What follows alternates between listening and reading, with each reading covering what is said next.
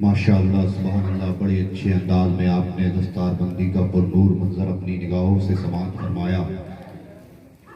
وہیں پر آپ نے نعت و نبی کی گود میں بھی آپ نے دیکھا کہ حفاظ اکرام کے تعلق سے دعائے اشعار پڑھے گئے۔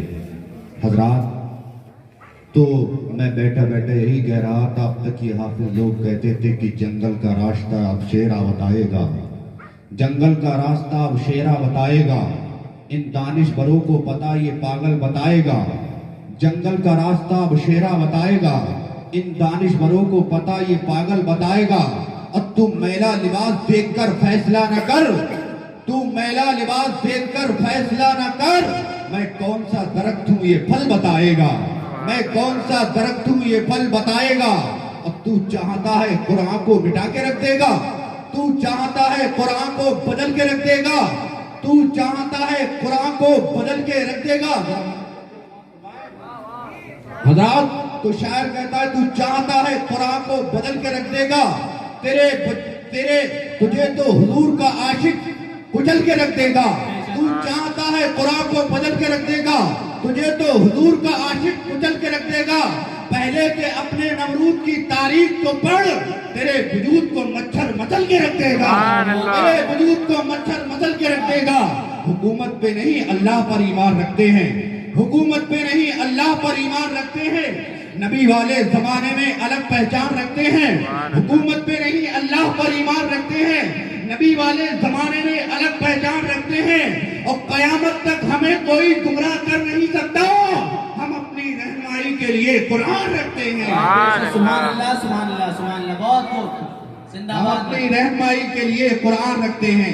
حضرات دیکھیے، آپ نے یہ تو دیکھا کہ دستار بندی ہوئی، مگر حضرات یہ بڑی خوش نصیبی کی بات ہے کہ حضرت مفتی شریف صاحب نے ارشاد فرمایا کہ ایک ہفتے میں جتنے ہو جاتے ہیں جمعرات کے دن ایک آمدہ پارے جتنے ہو جاتے ہیں سنے جاتے ہیں، مگر حافظ و قاری استاد الحفاظ حافظ و قاری عامر رضا کا یہ اصول ہے کہ آپ روز آمدہ پارا ایک سنتے ہیں۔ الحمدللہ یہ ان کا خاصہ ہے، اور الحمدللہ انہوں نے جتنے بھی حفاظ بنائے ہیں آج بھی ان میں کوئی ایسا نہیں ہے جو نہیں سنا سکے۔ الحمدللہ اس میں جتنے بھی حفاظ اکرام ہیں، کسی کی 3 محرابیں، کسی کی 5 محرابیں، کوئی اس سال 6ٹھی محراب سنائے گا۔ الحمدللہ یہ ان کا خاصہ ہے۔ اللہ حضرت کے من میں بے پناہ برکت عطا فرمائے، اور حضرت میں کچھ بیماریاں بھی ہیں، اللہ انہیں بھی شفاء کاملہ عاجلہ عطا فرمائے۔ یہ حضرت کی بڑی محنتیں ہیں کہ حضرت کی قربانیاں ہم نے اپنی نگاہوں کے سامنے سماعت کی ہیں کہ حضرت ایک بار پارا سن رہے تھے تو گھر سے فون آتا ہے۔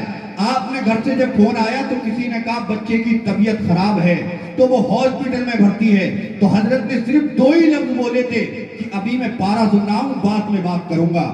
جو اپنے طالب علموں کی محبت میں اپنے بچوں کی قربانیاں دینا جانتا ہو اسے اللہ حافظ و قاری عامر رضا کہتے ہیں۔ حضرات آپ کے سامنے سن 2018 سے لے کر یہ دیکھیے 14 حفاظ اکرام ان کی محنتوں کا نتیجہ ہے۔ الحمدللہ کچھ حفاظ اکرام اس میں آ نہیں پائے ہیں جو محفوظ رہ گئے، جو کہ محروم رہ گئے اس حسین دستار بندی کے موقع سے۔ جو حفاظ اکرام آ پائے انہیں سب کو دستار دی جا رہی ہے۔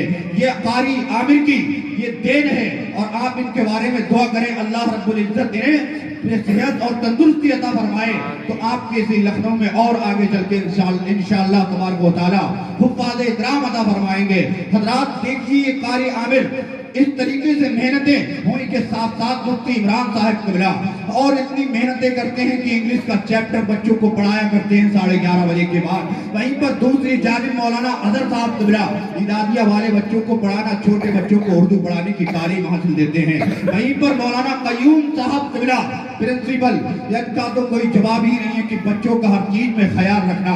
حضرات یہ اساتذہ اکرام کی محنتیں اور مشقتیں آج آپ کے سامنے ہیں، اب آپ چاہیں جس طریقے سے حضرت کو دیکھ لے جائے اساتذہ اکرام کو، مگر یہ 14 حفاظ آج جو نظر آ رہے ہیں یہ حافظ و قاری عامر رضا کی دین ہے۔ حضرات یہ دارالعلوم رضا احمد نے آپ کو عظیم تحفہ دیا ہے، اب آپ ان کا شکر اگر پوری زندگی ادا کرتے رہے تو ادا نہیں ہو سکتا، کیونکہ یہی حفاظ اکرام اگر نکلیں گے تو آپ کی آپ کے لیے اس میں کوئی دعائیں دی جائیں گی، آپ کی نسلوں کے بارے میں ثواب جاریہ دیا جائے گا۔ اور جملہ سامعین کرام السلام علیکم ورحمۃ اللہ وبرکاتہ۔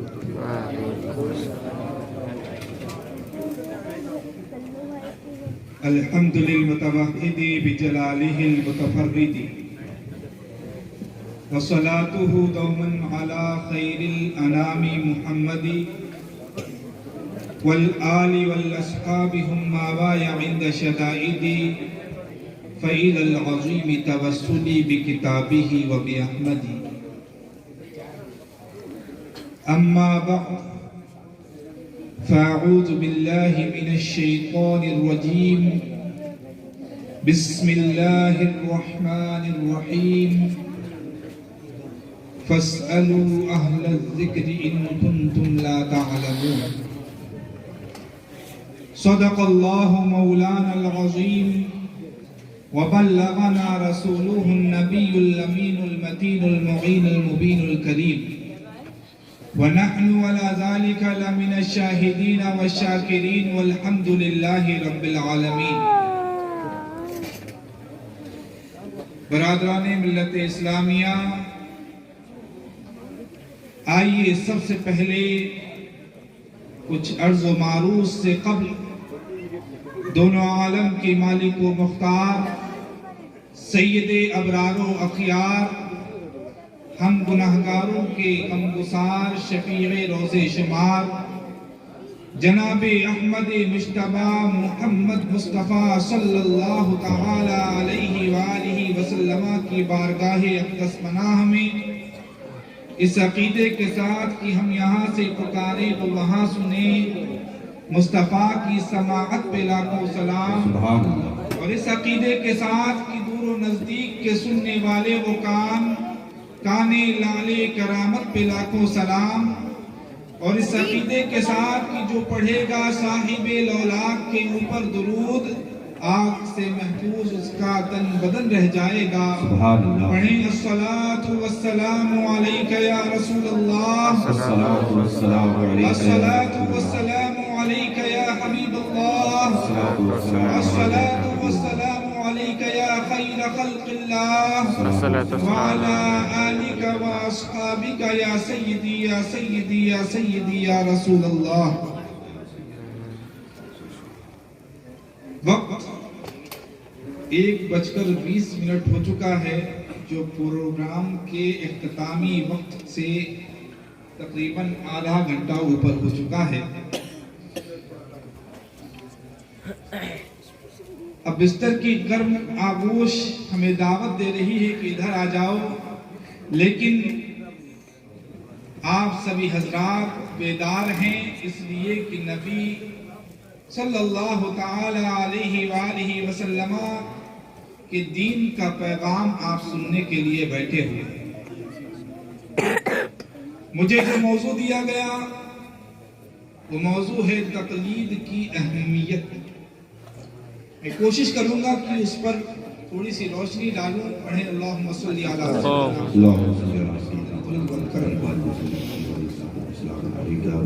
سیدنا.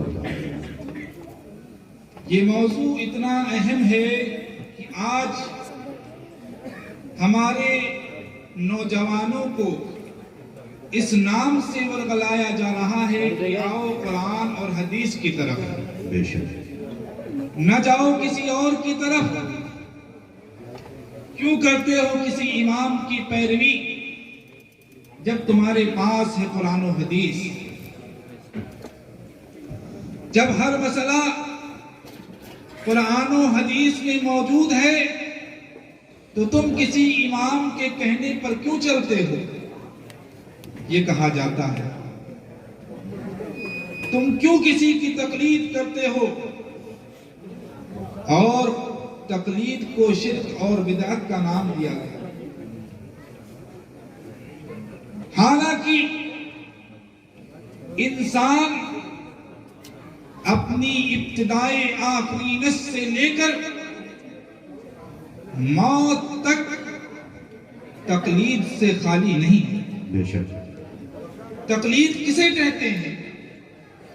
تقلید کے دو معنی ہیں. تقلید کے ڈکشنری میں دو معنی پائے جاتے ہیں. ایک معنی ہے ہار پہننا، بے شک ہار پہنانا، اور دوسرا معنی ہے जानवर के गले में पट्टा डाला। बेशक तो आपने बहुत से गैर के मुकल्लिदीन को सुना होगा। गैर मुकल्लिद इस दुनिया में कोई नहीं पाए जाते इस टाइम। बस फर्क ये है कि हम अइम्मे अरबा हक्का में से किसी एक इमाम के मुकल्लिद हैं, वो गैर के मुकल्लिद, वो गैर मुकल्लिद नहीं है। जी जी बेशक बेशक हम अल्लाह वालों के मुकल्लिद हैं, बेशक सुभान अल्लाह। गैर के मुकल्लिद। तो आज हमारे नौजवानों से कहा जाता है कि तुम तकलीद करते हो, तकलीद का माना तो पट्टा डालना होता है। तुम क्यों अपने गले में पट्टा डालते हो? क्या तुम जानवर हो? क्यों जानवर बने जाते हो? तुम तो इंसान हो। अल्लाह ताला ने तुम्हें अक्ल दी है। कुरान पढ़ो, हदीस पढ़ो, अपने मसले हल करो। तो उनसे कह दीजिए कि हर इंसान, हर एक अपनी अस्ल को जानता है। हम जानते हैं कि अल्लाह ताला ने हमें अशरफुल मखलूकात पैदा किया है। हम इंसान हैं और इंसान इज्जत व अजमत के हार को अपने गले में पसंद करता है। बेशक आपने देखा उलमाए किराम के गलों में हार डाले गए। किस लिए डाले गए? क्योंकि इनकी इज्जत व अफजाइश की गई।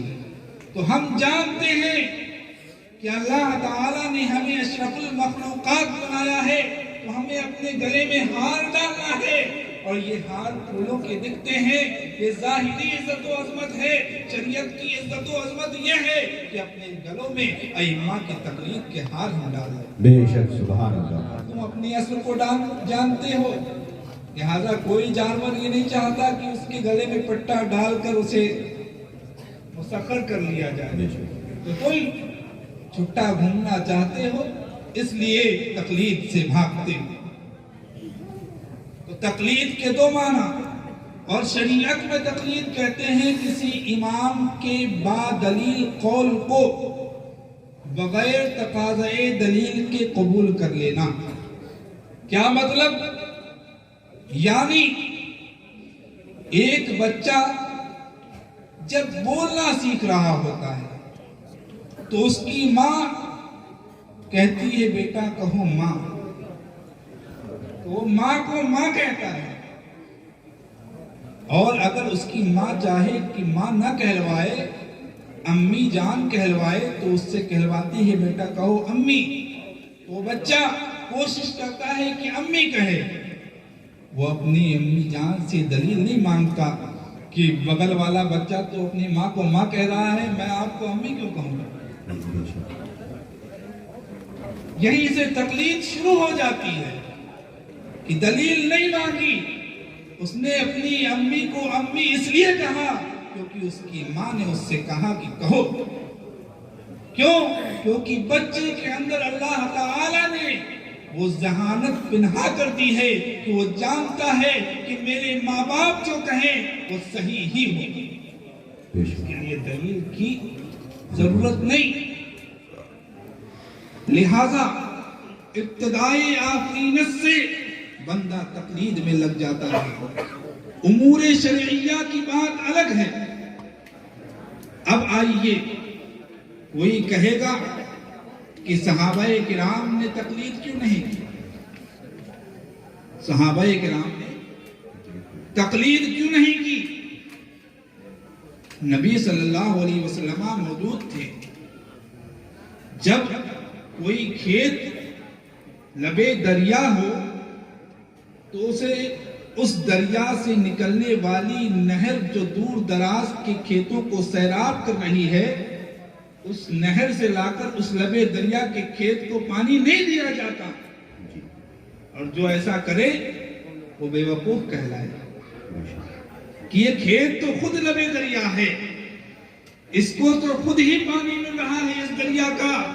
तो इस दरिया से जो नहर निकल के दूर दराज के इलाकों में बंजर जमीनों में सींचने के लिए जो पानी इस नहर में बहाया जा रहा है, उस नहर का पानी लबे दरिया लाकर देना, ये कितनी बड़ी बेवकूफी है। लेकिन آج کے خیر کے مقلدین کو یہ بات سمجھ میں نہیں آتی اعتراض کرتے وقت۔ صحابہ کرام کے پاس صاحب شریعت موجود تھے، رسول کریم صلی اللہ تعالی علیہ وآلہ وسلم موجود تھے۔ آپ صحابہ کرام نے اس بحر علم سے اقتراف کیا ہے اور علم کو حاصل کیا ہے، اور جب بھی کوئی مسئلہ پیش آتا رسول اللہ صلی اللہ تعالی علیہ وآلہ وسلم کی بارگاہ میں پہنچ جاتے اور اپنا عریضہ رکھتے۔ صاحب شریعت موجود تھے، سرکار جو فرما دیتے وہی شریعت ہوا کرتی تھی۔ کیوں؟ وما ينطق عن الهوى ان هو الا وحي يوحى، کہ میرے سرکار اپنی خواہش سے کچھ نہیں فرماتے تھے، کوئی بشری خواہش میں شامل نہیں ہوتی تھی، بلکہ میرے سرکار وہی فرماتے تھے تو اللہ رب العزت کی جانب سے نازل ہوا۔ بے شک سبحان اللہ۔ تو تقلید صحابہ کرام نے اس لیے نہیں کی، اور پھر آیا زمانہ تابعین کا، تابعین نے صحابہ کرام سے سیکھا، مسائل پوچھے۔ اب بھی کوئی کہے گا آپ پوچھے تو ٹھیک، لیکن کسی ایک صحابی کو پکڑ کر نہیں رکھا انہوں نے کہ ہمیں اپنا مسئلہ حضرت عبداللہ ابن عباس سے ہی پوچھنا ہے، ہمیں اپنا مسئلہ حضرت عبداللہ ابن مسعود سے ہی پوچھنا ہے، ہم انہی کے بتائے مسئلے پر عمل کریں گے۔ ایسا نہیں تھا۔ کیوں؟ آج ہمیں کیوں پابند کیا جاتا ہے کہ ہم چاروں اماموں میں سے صرف ایک کی تقلید کریں گے؟ تمام مسائل میں صرف یا تو ہم امام اعظم ابو حنیفہ نعمان بن ثابت کی پیروی کریں گے، یا امام محمد بن ادریس شافعی کی پیروی کریں گے، یا امام احمد بن حنبل کی پیروی کریں گے، یا پھر امام مالک بن انس کی پیروی کریں گے۔ کیوں ایسا نہیں ہو سکتا کہ ہم نماز کے مسئلے میں امام اعظم کی پیروی کریں، روزے کے مسئلے میں امام شافعی کی کریں، حج کے مسئلے میں امام احمد بن حنبل کی کریں، اور زکوٰۃ کے مسئلے میں امام مالک کی کریں؟ جب چاروں حق پر ہیں ہم چاروں کی کر سکتے ہیں۔ وہ یہ کہہ سکتا ہے، کیوں؟ کیونکہ تابعین نے کسی ایک صحابی پر انحصار نہیں کیا۔ تو سنو، میرے آقا صلی اللہ تعالی علیہ وآلہ وسلم نے کیا فرمایا؟ خیر القرون قرنی، سب سے بہترین زمانہ میرا زمانہ ہے۔ زمانے سے مطلب میرے زمانے کے مسلمان۔ ثم الذین یلونہم، پھر اس کے بعد سب سے بہترین زمانہ اور سب سے بہترین اس زمانے کے لوگ ہیں جو اس زمانے کے مسلمانوں سے یعنی صحابہ کرام سے ملے ہوئے ہیں، یعنی جو تابعین ہیں۔ پھر فرمایا ثم الذین یلونہم، اور پھر وہ زمانے کے لوگ جو ان سے ملے ہوئے ہیں، یعنی تبع تابعین کا دور۔ تو کیا سمجھے کہ جب ان تین زمانے کے افراد اور مسلمانوں کے بارے میں سرکار دو عالم صلی اللہ تعالی علیہ وآلہ وسلم نے گواہی دے دی کہ تین زمانے کے لوگ، اس تین زمانے کے مسلمان یعنی صحابہ کرام، تابعین، تبع تابعین، سب سے بہتر مسلمان ہیں، آنے والے زمانوں سے بہتر۔ تو اس دور کے مسلمانوں میں صحابہ کرام کے درمیان، تابعین کے درمیان، تبع تابعین کے درمیان نفسانی خواہشات کی پیروی نہیں تھی کہ وہ یہ کرتے کہ حضرت عبداللہ ابن مسعود آسان مسئلہ بتا رہے ہیں اس لیے ان کے پاس جاتے، اور حضرت عبداللہ ابن عباس سخت مسئلہ بتا رہے ہیں اس لیے ان کے پاس نہ جاتے۔ آج کا مسلمان اپنی نفسانی خواہشات کا پیرو ہو گیا، وہ چاہتا ہے کہ ہمیں آسانی ملے، وہ اپنی نفس کے سکون کے لیے اماموں کو بدلے گا، جب وہ اپنے نفس کی پیروی میں اماموں کو بدلے گا تو وہ اماموں کا مقلد نہیں ہوگا، وہ اپنے نفس کا مقلد ہوگا۔ اور آج جو غیر کے مقلدین اماموں کی تقلید سے ہٹانا چاہتے ہیں، وہ اصل میں آپ کو نفس کی پیروی میں لگانا چاہتے ہیں۔ وہ ہر چیز میں آپ کو ڈسکاؤنٹ دے رہے ہیں۔ آج ڈسکاؤنٹ کا زمانہ ہے، وطر میں ڈسکاؤنٹ کر دیا 3 نہیں 1 پڑھ لو۔ ابھی رمضان آ رہا ہے، 20 میں تک ڈسکاؤنٹ کر کے 8 کر دیں گے۔ تو جو نفس کا پیرو ہے، جو نفس کی پیروی کرنا چاہتا ہے، جو یہ چاہتا ہے کہ دین میرے خواہش کے اعتبار سے ہو جائے، وہ ان غیر کے مقلدین کی بات مان کر ادھر بہک جاتا ہے۔ اور جو سچا مسلمان ہے، جو اسلام پر عمل کرنا چاہتا ہے، جو واقعی میں دیندار بننا چاہتا ہے، وہ امام اعظم ابو حنیفہ نعمان بن ثابت کی پیروی کرتا ہے۔ بے شک۔ لہذا تقلید کی اہمیت یہ ہے۔ اب ایک بات بتائیے کہ 2 طرح کے ڈاکٹر ہوتے ہیں ہمارے یہاں۔ ایک ڈاکٹر وہ ہوتا ہے جو بڑی بڑی درسگاہوں میں جا کر ڈاکٹری کی تعلیم حاصل کرتا ہے، MBBS کی ڈگری حاصل کرتا ہے، سرجن کا سرٹیفکیٹ حاصل کرتا ہے۔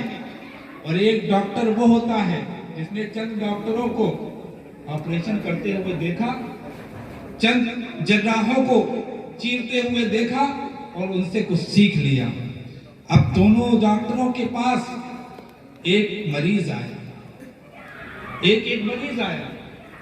اب جو لیگل ڈاکٹر ہے، جس نے ڈاکٹری کی پڑھائی کی ہے، جس کے پاس گورنمنٹ کا سرٹیفکیٹ ہے، جس نے اپنے سالہ سال اس پڑھائی میں گزارے ہیں، اس میں مہارت حاصل کی ہے، اس نے بھی آپریشن کیا۔ اور اس جراح کے پاس بیٹھنے والے ڈاکٹر نے بھی آپریشن کیا۔ اب اگر سرٹیفکیٹ والا ڈاکٹر، ماہر ڈاکٹر، اگر اس کا آپریشن سکسیس ہو جائے تو سونے پہ سہاگا، اسے فیس بھی ملے گی، اور فیس کے ساتھ ساتھ مریض جو اچھا ہو گیا ہے اس کی طرف سے دعائیں بھی ملیں گی، اس کے گھر والوں کی طرف سے انعامات بھی مل سکتے ہیں، لیکن دوسرا ڈاکٹر جو ہے، جس نے دیکھ دیکھ کر سیکھا ہے، آدھا تیہا سیکھا ہے، اگر اس کے پاس مریض آیا، اس نے آپریشن کر دیا، اور اگر وہ سکسیس بھی ہو گیا، مریض ٹھیک بھی ہو گیا، اور اگر گورنمنٹ کو پتا چل گیا کہ اس نے آپریشن کیا ہے، اس کے پاس کوئی لائسنس نہیں ہے، کوئی ڈاکٹری کی پڑھائی اس نے نہیں کی ہے، اسے آپریشن میں مہارت نہیں ہے، تو کیا ہوگا؟ اسے شاباشی ملے گی، اسے گرفتار کر لیا جائے گا، اسے سزا دی جائے گی۔ لیکن ماہر ڈاکٹر سے اگر کوئی خطا بھی سرزد ہو جائے، آپریشن غلط ہو جائے، خدا نہ خواستہ مریض کی موت بھی کی ہو، موت بھی ہو جائے، تو اس سے اس کی اجرت، اس کی فیس واپس نہیں لی جائے گی۔ اگرچہ اسے داد و تحسین نہ ملے، لیکن اسے اس کی فیس ضرور دی جائے گی۔ تو بلا تمثیل آقا کریم صلی اللہ تعالی علیہ وآلہ وسلم نے فرمایا، ایک عالم مجتہد اگر کسی مسئلے میں اجتہاد کرے اور وہ درستگی پر جائے تو اس کے لیے 2 اجر ہیں، ایک تو اجتہاد کرنے کا اجر، اور دوسرا اصابت رائے کا اجر۔ اور اگر مجتہد کسے کہتے ہیں؟ جسے شریعت کے علوم میں انتہائی درجے کی مہارت حاصل ہو، اسے مجتہد کہتے ہیں۔ یہ نہیں کہ چند کتابیں پڑھ لی، چند سال مدارس میں گزار دیے، بن گئے مجتہد، نہیں۔ قرآن کی جتنی مسائل کی آیتیں ہیں ان کی تدقیق و تحقیق اسے معلوم ہو، ساتھ ہی جتنی احادیث کریمہ اس زمانے میں منظر عام پر آ چکی ہیں، سب کے بارے میں اس کے نالج ہو، اسے یاد ہو، اور صرف یاد ہی نہ ہو، ان احادیث کے درمیان یا قرآن کی آیتوں کے درمیان یا قرآن کی آیت اور حدیث شریف کے درمیان کوئی بظاہر تعارض نظر آئے، بظاہر کوئی ٹکراؤ نظر آئے تو اسے حل کرنے کی اس کے اندر صلاحیت ہو تو اسے مجتہد بے شک تو اگر وہ مجتہد اگر اجتہاد کرے اور وہ خطا بھی کر جائے تو اسے ایک اجر ملتا ہے، میرے آقا نے فرمایا۔ تو اب بتاؤ اس زمانے میں جب آپ کو مسجد کا امام کہتا ہے کہ اے میرے نوجوان کیوں پڑھتے ہو امام ابو حنیفہ کے چکر میں، آؤ قرآن و حدیث کی پیروی کرو، تو اس سے پوچھو کیا کوئی مسئلہ امام اعظم ابو حنیفہ نے قرآن و حدیث کے علاوہ بتایا؟ امام اعظم نے اور جملہ مجتہدین نے کوئی بھی مسئلہ اپنی نفسانی خواہشات کی بنیاد پر نہیں بتایا، بلکہ بتایا ہے تو قرآن و حدیث کی روشنی میں بتایا ہے۔ تو اب بتاؤ قرآن و حدیث کون زیادہ سمجھا؟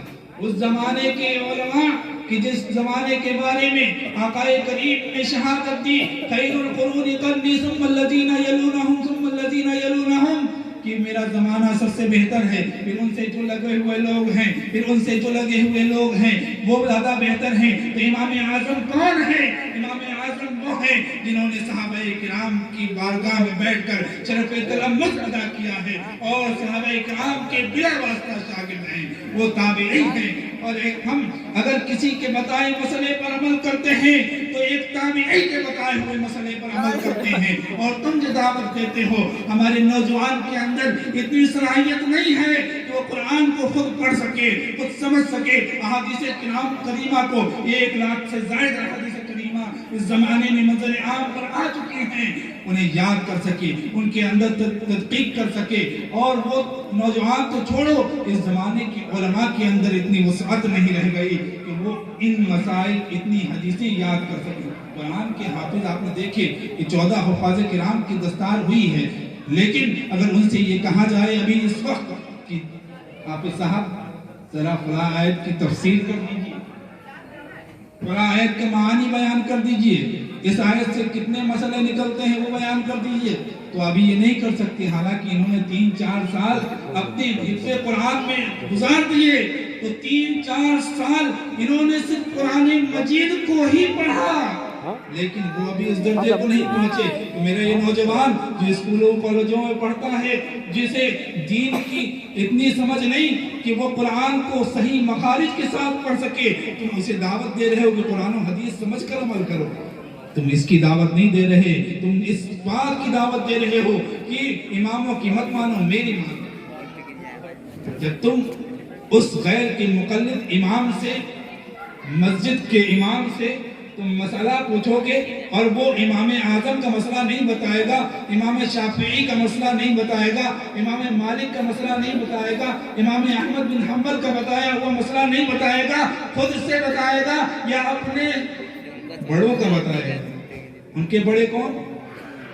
جو تقلید کے منکر ہیں، کہتے ہیں تقلید نہیں کرنی چاہیے، کسی کی بات نہیں ماننی چاہیے، پھر وہ کہتے ہیں میری بات مانو، اماموں کی نہ مانو میری مانو، تو وہ بہت سو کے مقلد بنا دیتے ہیں، اور ہم صرف ایک کی تقلید کرتے ہیں، ایسے کی تقلید کرتے ہیں کہ جس کے بارے میں رسول کریم صلی اللہ علیہ وسلم نے جس کی بہتری کی شہادت کی ہے۔ اللہ تعالیٰ سے دعا ہے کہ ہمیں سمجھنے، سمجھانے اور حق بولنے، حق قبول کرنے کی اور حق عمل کرنے کی توفیق عطا فرمائے۔ وآخر دعوانا الحمدللہ رب العالمین، والسلام علیکم ورحمۃ اللہ وبرکاتہ۔